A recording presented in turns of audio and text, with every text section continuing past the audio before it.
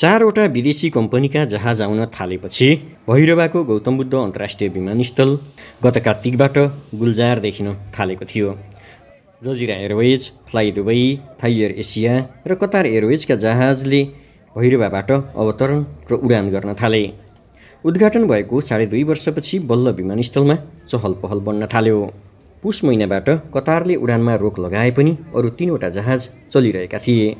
Jazeera, Thai Air Asia र fly दुबईका जहाजको उडान र अवतरणले गौतम बुद्ध अन्तर्राष्ट्रिय विमानस्थलमा चहल पहल भइरहेको छ। विदेशबाट आउने र यहाँबाट प्रस्थान गर्नेहरूको भैरवा विमानस्थलमा लस्कर देखिन्थ्यो। उनीहरूको स्वागत र बिदाईमा पुग्ने आफन्तको भिड लाग्थ्यो। सवारी साधनको लस्करे पार्किङ देखिन्थ्यो। अब अप्रिल 1 पछि गौतम बुद्ध अन्तर्राष्ट्रिय विमानस्थलमा यो चहल पहल देखिने छैन। अहिले उडान गरिरहेका जहाजले समर सेड्युल अर्थात् अप्रिलदेखि अक्टोबरसम्म उडान गर्न नेपाल नागरिक उड्डयन प्राधिकरणसँग अनुमति लिएका छैनन्।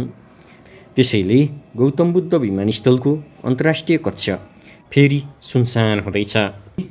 अब अप्रिलपछि अन्तर्राष्ट्रिय उडान नहुने हुँदा पर्यटन व्यवसायीहरू फेरि चिन्तित हुन थालेका छन्।